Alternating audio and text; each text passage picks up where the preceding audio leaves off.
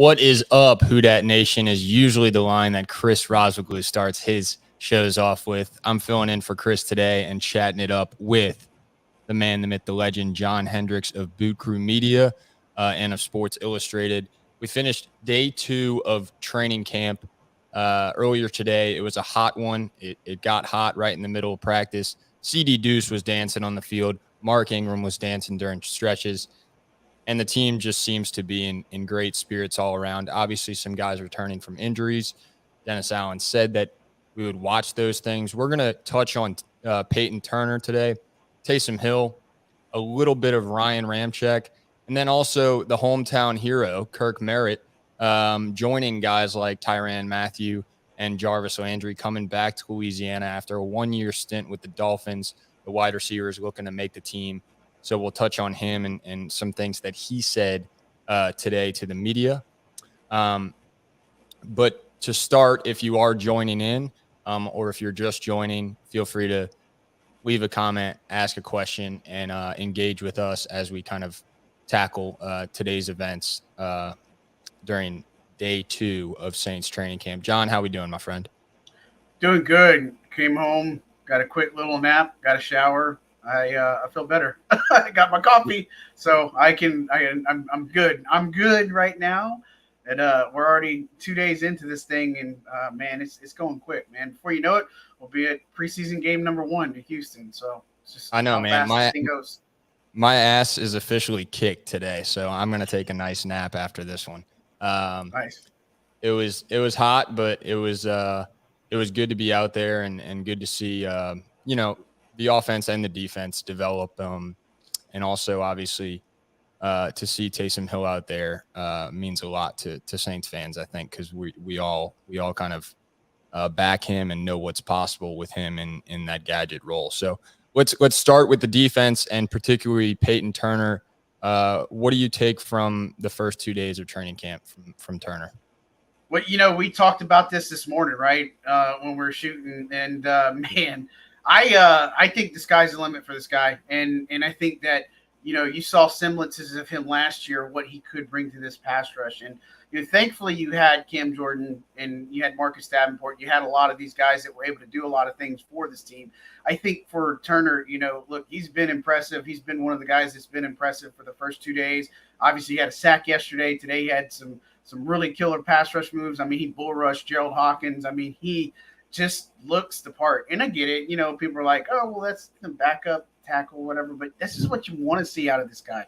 You want to see his domination. You want to see a lot of these things come to play where, a guy like him who still has some room to grow, right? We talked to Cam Jordan yesterday. And again, for Payton Turner, I think this is a thing that where you got to look at for him, that it's just important to get those reps, to keep building on it, to keep learning from Ryan Nielsen, to learn as much as you can from Cam Jordan, to learn a lot of the nuances. And again, he's got the strength, he's got the tools.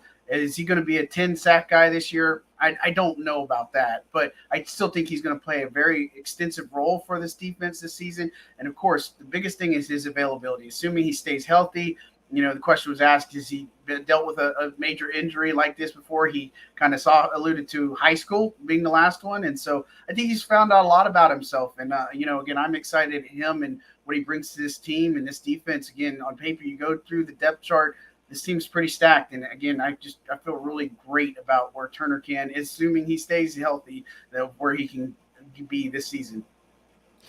Yeah. And, shifting from the D line, obviously, when you think about it, you got to be pleased with how defense oriented the New Orleans Saints as an entire team are, and the fact that our best player, our star player, our superstar X factor on Madden, Cam Jordan, is the shortest player on the defensive line at 6'4", and you don't hear that often, right? And so he'll tell you. He makes a big deal because the defensive end group, they give it to him because of that all the time. Yeah, and I mean, so we're pleased with what we see there. Great to have Payton Turner out there. At linebacker, Pete Werner and Demario Davis, as they mentioned at minicamp and OTAs, are building chemistry. And then we move to the secondary, and we know that we have one of the best, if not the best, nickel corners in CD Deuce.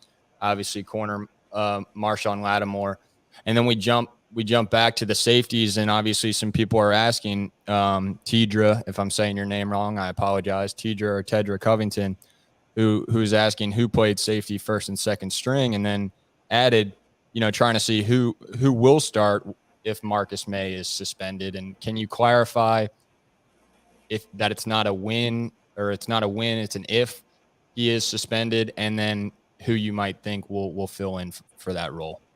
Yeah, I'd say first and foremost, so thanks for commenting and being in here. Appreciate that. And so, look, the first thing I would tell you there is, Tyrann Mathieu's been excused. He's not at practice right now. So your starting rotation was Marcus May, and then you had PJ Williams out there. So depending on how things roll, right, here's the thing. His next court hearing is August 24th, and this is a thing that's been lingering since February 2021. That's when the incident happened. Now, DUI carries an automatic 3-game suspension. We're still waiting to figure out how this turns out, right? And so I think with this one, it's probably a little bit more or easier to figure out than it is with Alvin Kamara's case. So if that happens, or when that happens with him, it's a 3-game suspension. And then as far as the backup, I think that's probably, you either can look at PJ Williams potentially taking that spot. You could look at CJ Gardner-Johnson, unless if they figure out they like, maybe a guy like Allante Taylor in the slot. I mean, there's a lot of different directions they could go here, right? And so looking at it, again, Daniel Sorensen is a backup guy, right? And Justin Evans is a backup guy. Bryce Thompson plays there sometimes. I know people like a lot of Smoke Monday, and I think he's a guy that can continue to put things together. Might be a really big presence as far as a practice squad guy, and we'll see how that plays out. But as of right now, you're looking at Tyrann Mathieu, Marcus May as your starting guys. PJ Williams could float over there and play with Tyrann Mathieu, because they've got a lot of versatility in that secondary. So hopefully that clarifies a little bit more and kind of clears things up as far as Marcus May and what to expect there from that timeline. And has there been a change in your opinion, or will there be a change at the starting cornerback position? And obviously there's so many different packages that Dennis Allen can throw at offenses and at quarterbacks. And what's great about, the versatility of our secondary is that a lot of these guys can really tackle and can really run stop. But kind of clarify that, or make a prediction on that, if you could, John, if you don't mind, talking about who you see kind of starting at cornerback, let's say in the first possession of game one in the regular season. Yeah, look, I mean, this is an interesting wrinkle going back to last year, and I still don't – I haven't got any clarification, because I remember asking Sean or asking Dennis a little bit about this, that – because there was times where, obviously, you have Marshawn Lattimore, and then the opposite side is Paulson Adebo, most generally being the guy that starts. And then they would rotate in Bradley Roby for some series. And so I think it's still going to be the same way this year, right? And I think Adebo's got some things that he's working on. I think he's extremely smart. I think he's gifted. Bradley Roby took starting reps today. And again, we're 2 days into camp. So who starts where, who does this? Not really a big deal, but it kind of is in some aspects, but at the same time, I think right now those are your top corners, obviously. And so I still think that this season we see a similar thing. Lattimore's going to be on one side. Roby's going to rotate in some with Adebo. I think it's going to be dictated by the matchup some. Maybe it's a more physical corner, and maybe they need somebody like Adebo to put the clamps down. Maybe they need a quicker guy on him. Maybe it's Roby. I mean, that's the thing that they can look at. But man, I think it worked for him last season a good way. I think when it boiled down to it, Adebo, I think it was like 55% of snaps. I'd have to double check that on it, but he had edged out Roby just a little bit. But they did a pretty good job of doing it. And if fans, you don't remember last year, this is a mess in their secondary. You had Lattimore a little hurt. Patrick Robinson retired. Ken Crawley was a guy that was on the up and up. He got hurt and was missing. Yeah, it's just that, in last season that, they were in a pretty big mess as it is. And that's why they had to trade for Bradley Roby. Takes a different restructured deal to be here this season. I know he's happy to be here too, and he's got a lot to prove. But, again, no real changes in the cornerback spot. This is probably what we should expect going into the new season. John, per sources, just 30 minutes ago, veteran linebacker Quan Alexander reaches a deal with the New York Jets. Your thoughts on that and how it might impact the Saints, if at all? Yeah, I mean, this is not a surprise. I think we've talked about it. This is my kind of suspicion going back months ago that would make sense because he played for Robert Saleh in San Francisco, and that's a unit that really needs an upgraded linebacker. And so, look, I know fans fell in love a lot with Quan Alexander. I think he provided a lot of good things and good upside for him, but especially paired alongside Demario Davis, that chemistry that they had, and so they believe a lot in Pete Werner, right? And you talk to Mickey, he even called it out. He's like, man, did you see him play the back half of the season?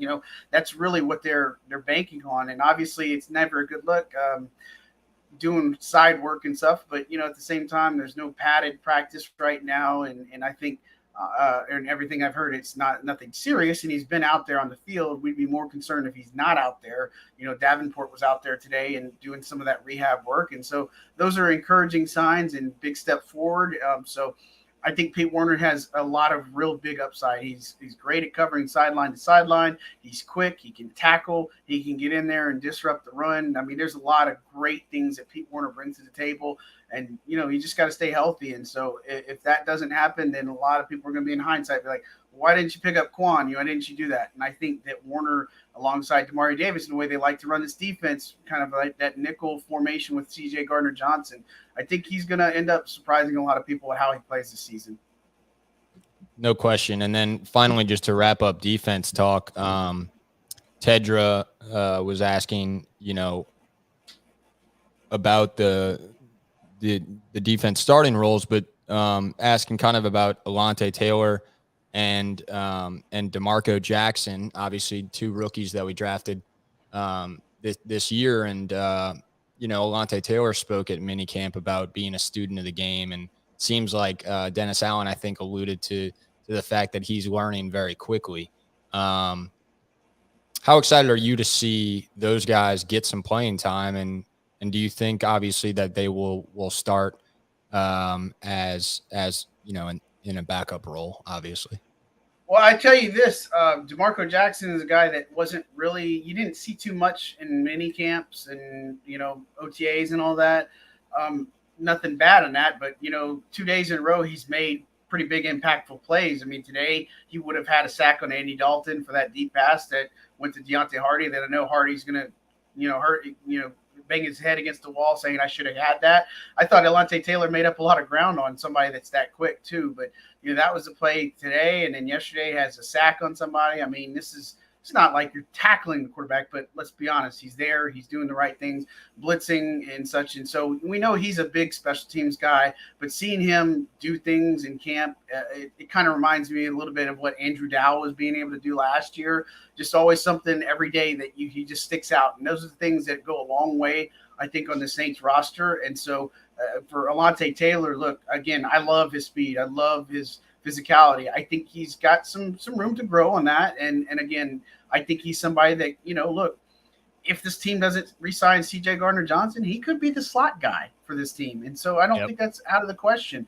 Him and Bryce Thompson could be those guys. I mean, you are at the days now in the league when you get these guys, you don't play just one position. That's been long gone out the window, and it's not just the Saints that do that, but there are a lot of positions that a lot of these players play and learn. And so, look, I think Taylor is a guy that's only going to get better, especially when we go to the pads and such. And look, he's in position to make a lot of different plays. I think he's somebody that can disrupt a lot in the game, and you're going to start seeing again why, a lot of people were a little bit skeptical. Why would you use a day 2 pick on a guy that plays mostly special teams, right? And so you see a lot of it in camp so far, and I really am excited to continue to see him. Of the rookies, when you see them stand out, I think it's Olave first. It's probably Taylor, but more so Jackson might be more on the ascension part of it. Yeah, no, absolutely. Let's hop over to offense, and I think the Saints, as an organization, would be proud of us for going defense first, because they've sent that message through the first 2 days of camp, and everybody's been saying it. We are a team built on defense. I mean, yes, do we have great offensive skill players, and do we have the opportunity to to do a number of different things on offense, especially with Taysom Hill, who we're about to talk about. Yes.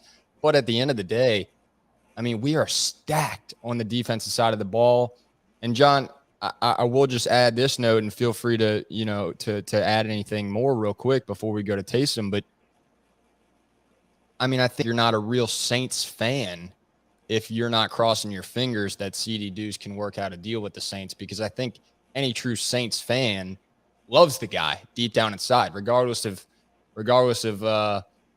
what he might appear to the outside as a trash talker. He's really just a competitor and an absolutely talented nickel corner and an absolutely vibrant part of that stacked defense. And so I feel that way, and I hope all Saints fans feel that way, that if we can make a deal happen with CJ Gardner-Johnson, then this team is, ready to go on the defensive side of the ball. So any quick thoughts on that? Yeah, I would say that, look, again, I know a lot of people say give this guy a lifetime contract, and he's one of those players that you love to have him on your team, but you hate to go against him. And it's not even just the trash talking, like you look at some of the games that he wasn't in the lineup last year, the energy was just missing, right? And it wasn't bad or anything like that. And look, again, it's going to be interesting because he's not the only contract player, right? You've got Eric McCoy. You have to worry about what's going to happen with Marcus Davenport. You have Deontay Hardy. David Onyemata is coming up. I mean, there's a lot of priorities that you're going to have. I don't know if we're going to get any of these guys that are re-signed before the start of the season for sure.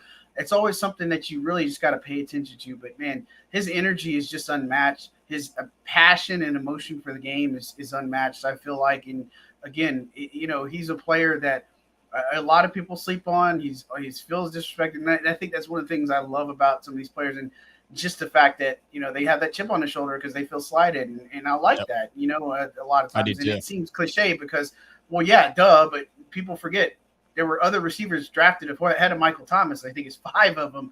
He's going to feel a chip on his shoulder and have a lot to prove because, all these teams made a mistake and didn't take him. Same thing with CJ. Yeah, I'm so excited, man. I really, whenever we get talking CD Deuce, I don't know why. It's just like, I do know why, because our boy Razvaglu just said it. He's got that infectious energy that gets the rest of the defense amped up. And I got to give some credit to Chris one more time for his line on y'all's show yesterday. There are 3 certainties in life: death, taxes, and QB power. And with that being said, let's talk Taysom Thursday. When it's Tuesday, it's Taysom Tuesday, or it's Taco Charlton Tuesday.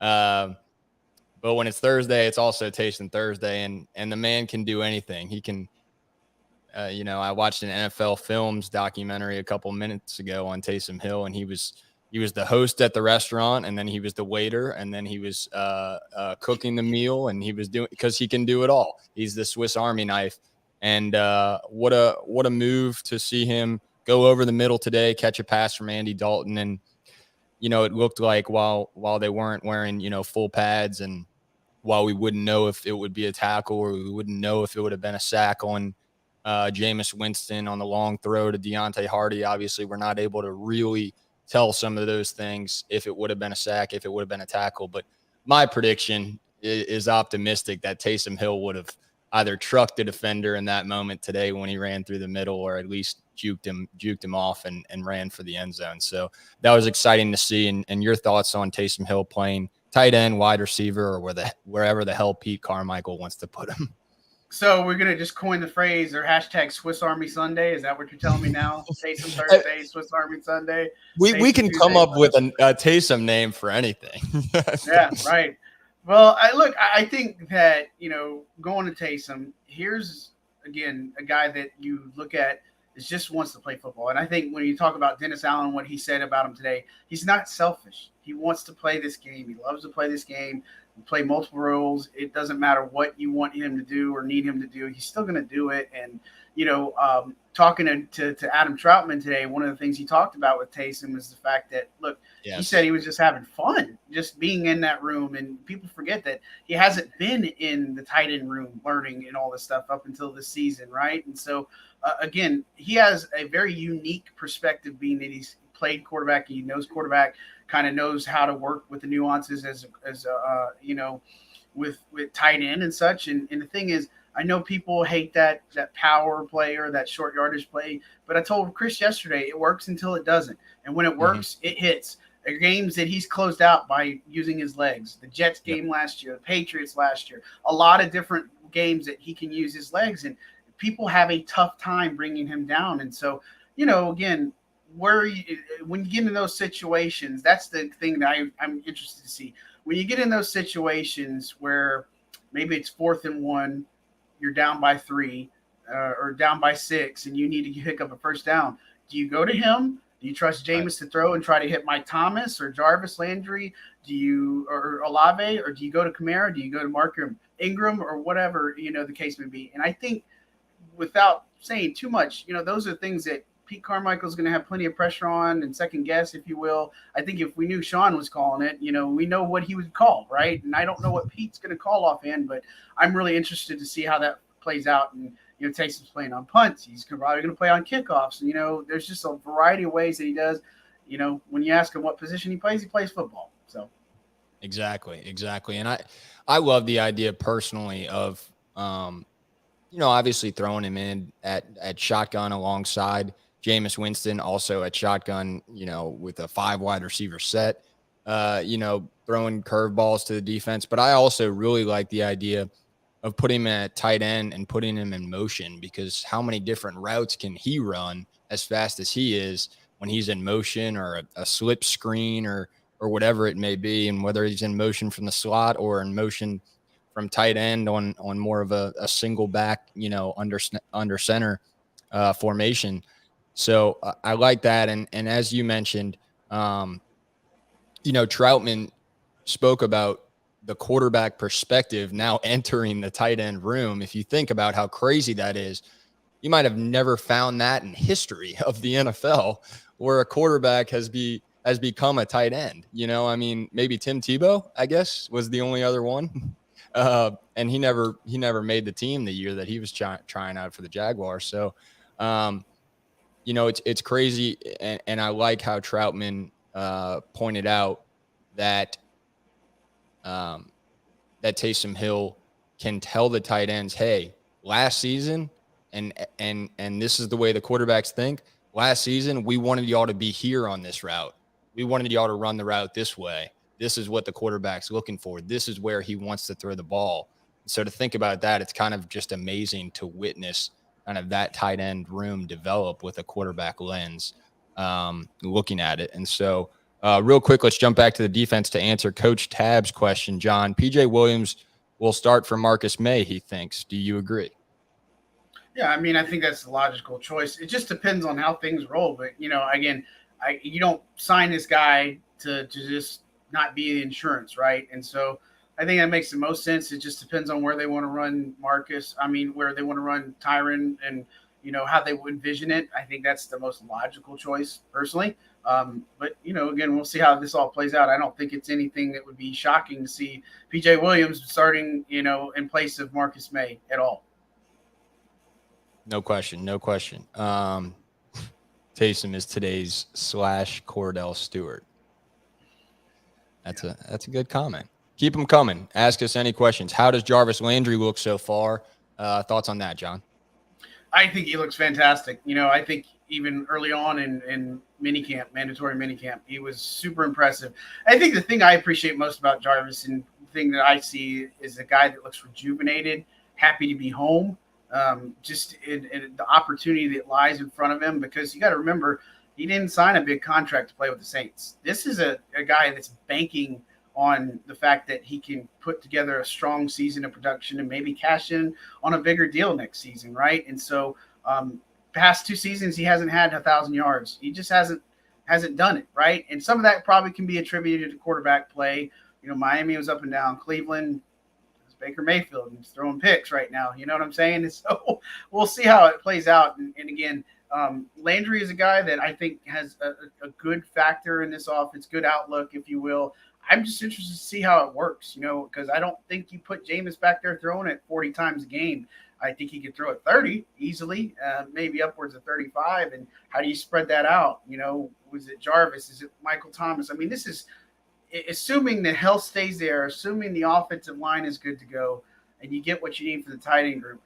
I don't know how you line up against this offense. And of course, you can stop them in certain ways, right? But, you're picking your poison, whether you have to go against Alvin Kamara, whether it's Troutman or Taysom Hill necessarily, or if it's Olave or Deontay Hardy stretching the field, or if it's, Jarvis Landry or Michael Thomas back at 100%. So it's really going to be interesting to see how this unfolds. And you got the mastermind at it all, at the center of it all, with Pete Carmichael. Just going to read this comment from Keeping It Real, Who Dat Sports Podcast. PJ has now found his niche, and he has flourished in it the last 2 seasons. PJ is the most disrespected member of the secondary.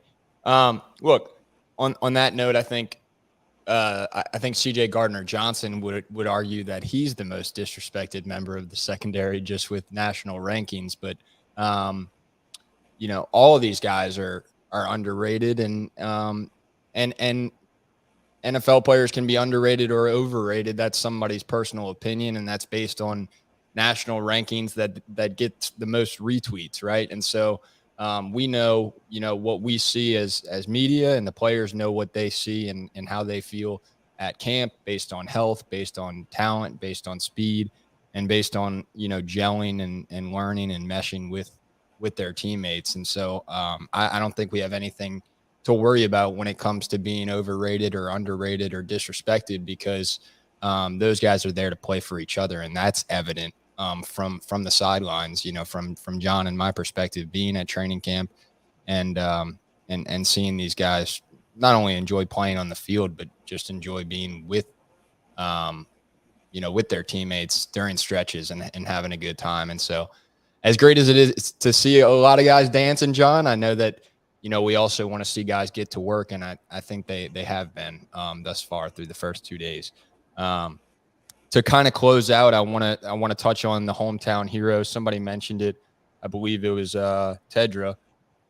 And Tedra, thanks for staying along with us the whole way. Why you bring up the end of the wide receivers group, I think that was supposed to be Kirk Merritt, and Dixon. Look, all these guys that are trying out for the wide receiver position, Deontay Hardy, who could just be a special teams focus.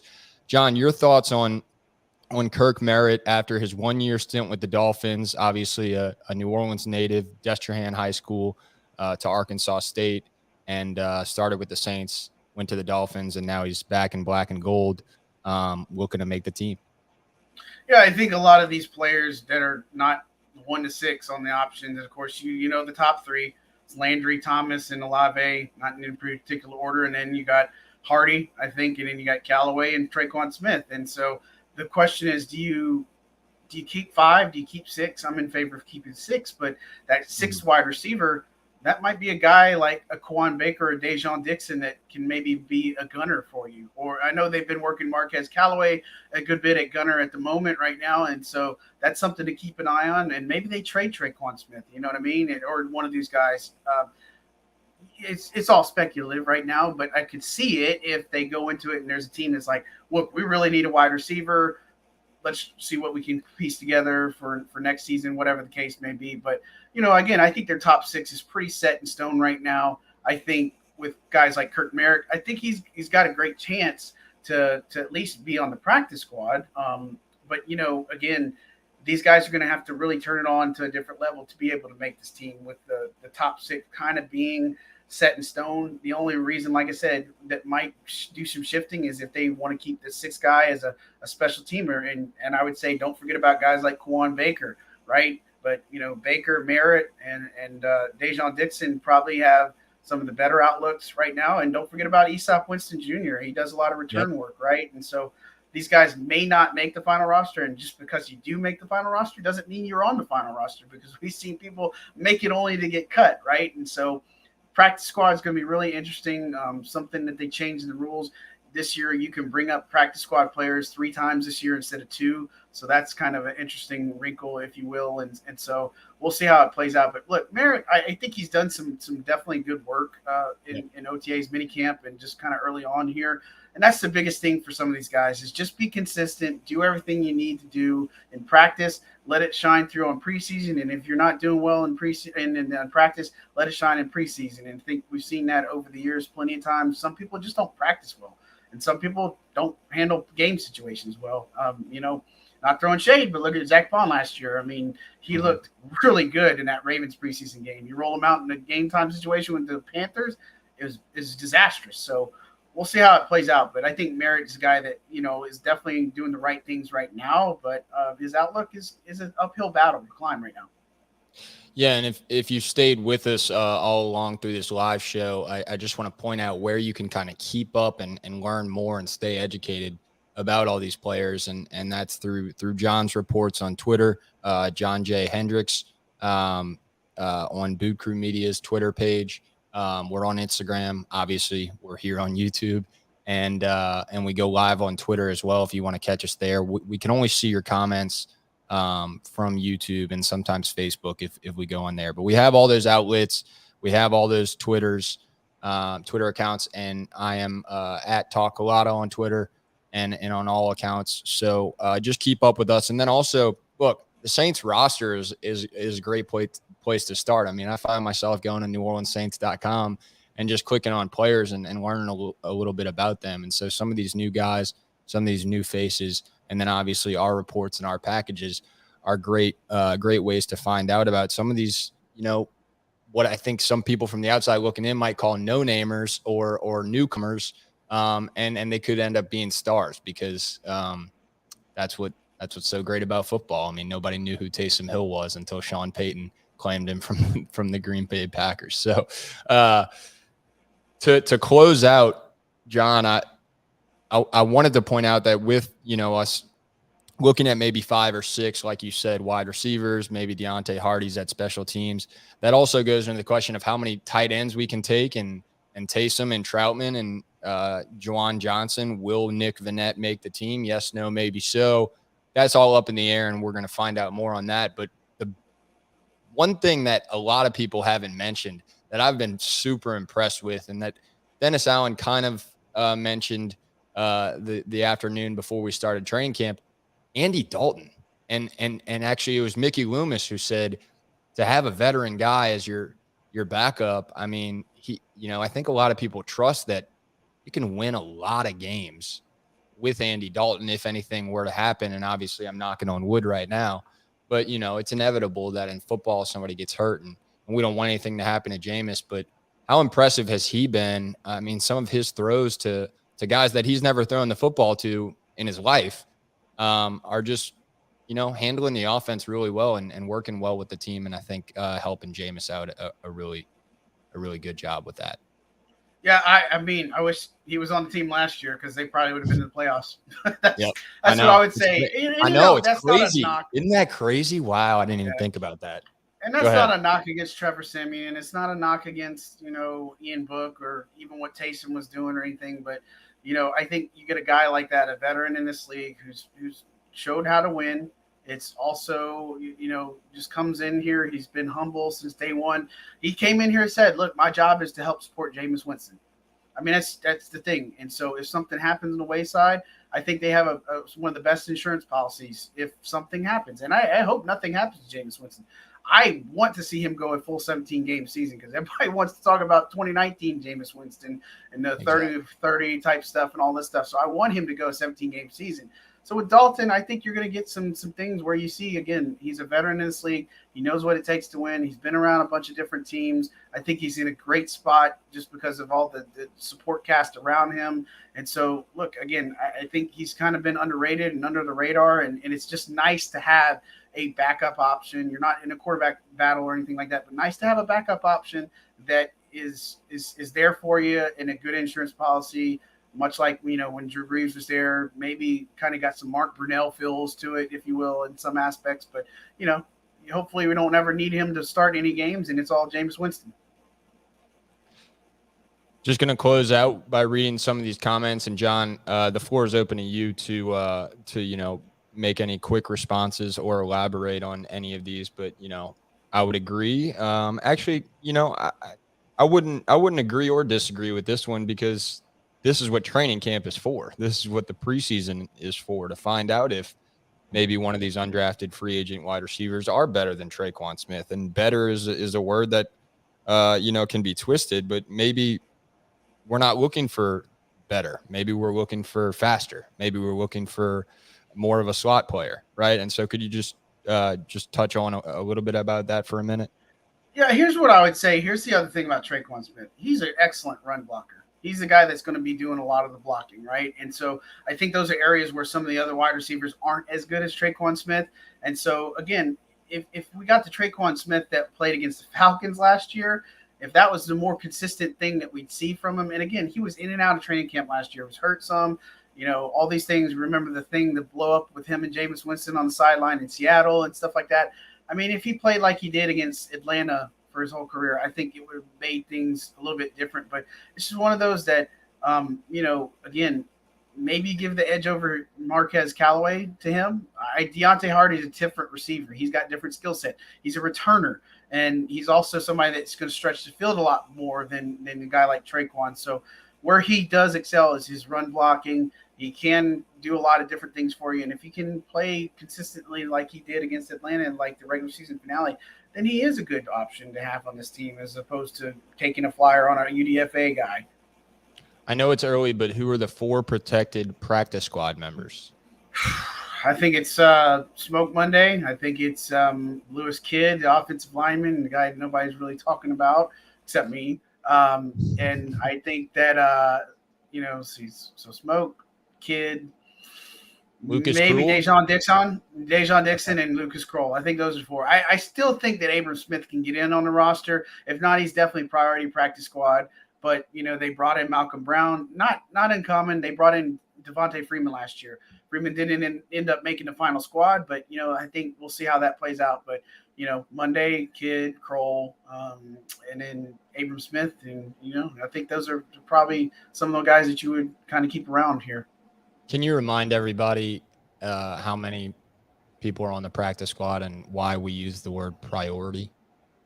It's 16. So 16 is what they have agreed up on, and 6 of them can be veterans, right? And you can choose to protect some of these practice squad guys, every week. You protect them so other teams don't poach them off your roster. Because if in the past you could do that, you could get them and then just drop them, right? But now, just like what they did with Devin Azigbo last year, you poach them off the practice squad, they're on your roster for at least 3 games. They're on your active roster. So, it goes in a little bit more thought that helps protect some of these guys too. But, last year, I'm pretty certain that they didn't protect anybody during the weeks and stuff. So sometimes if you do that, it might tip your hand, you know what I mean? But it's just kind of the price you pay. I mean, I know Josiah Bronson, one of the guys they gave the most undrafted rookie, as far as the most guarantees for undrafted rookies last year, he wasn't protected, and I think he got poached by the Browns, and now he's with the Cowboys and stuff. So stuff like that happens, they're on the practice squad, but we'll see how it plays out. It'll be one of those other wrinkles that we'll see with Dennis Allen that, we're just not sure of. Tedra learned something new, so that's always that always makes us feel good when we can educate people. And you reminded me of the number of practice squad, obviously 16. And so, John, can you explain really quickly to close out? This will be our final thought, and thanks everybody for joining. To circle back to Taysom Hill. And speaking of practice squad and free agents and training camp and preseason football, what exactly was Taysom Hill considered when Sean Payton claimed him from the Packers, and why was Sean Payton able to make that move? Which turned out to be an awesome move, obviously. Yeah, I mean, you talked to Sean, and remember before they considered him a quarterback first, somebody that could learn and grow. And I remember his rookie season, just talking that Drew Brees took him under his wing and just kind of learned. And then he's like, look, what more can I do to help this team? And so they started using him on special teams, punts, different roles, and it worked, right? And so you kind of build from there, and you're like, the guy can run, get him some kick returns, get him a ball, see what he can do. Oh, let's try to do some passes with him. I mean, it's one of those things that just kind of flourished and evolved. And, again, a lot of people have been trying to chase this type of model around the league. I mean, the Panthers tried with Tommy Stevens. The Jaguars tried with Tim Tebow. There's people that have tried to copy this and just have not had the same outlook. And, this is what I would say about with Taysom is the fact that, last year he got his body built to be a quarterback, right? Being that he's going to train and have a chance to be the starter, right? And so after that didn't work out, he had to retrain his body to be the tight end role, the joker role, the things that Sean wanted him to do and that he was going to do in this team. And then, the injuries happen and he has to go back to being a quarterback. And so, man, he's done everything for this team. And I know a lot of people scrutinize what he does, his contract, all this kind of stuff. But, look, I think he's done just so much for this team, and he just loves to play the game. And, man, I just wish there were more players that just would do those types of things. But, I don't think this is a player that comes around, but once in a while. I would say the only minor comparison could be when the Chiefs used Travis Kelce at quarterback and kind of in a QB power setting, when because he can run over people just like Taysom Hill, and he's not as fast as Taysom Hill, but they throw him in at basically a wildcat role, and that's really the only thing. I mean, I think maybe he's thrown a pass once or twice, but Taysom's a guy who has, obviously I won't say quite yet that he's, as good as Travis Kelce in the tight end position, but with everything that he does, he's pretty damn close. And I think you're going to see that this season with the fact that he's kind of accepted, okay, I'm not QB1. I'm not even QB2. Andy Dalton is, and I can focus on just being a football player. And I think that's awesome. So, John Hendricks, thanks so much again for joining us. John's brought to us by Royal Honda. This is a combination of the Drive presented by Royal Honda, straight up Saints, all your Saints coverage. And I'm Talk a Lotta, where we talk a lot of sports. Who dat? Go Saints. We'll see the fans out at practice on Saturday, and looking forward to more coverage tomorrow. That's right. Thanks, guys. Appreciate it. All right. Peace. Thanks again, John.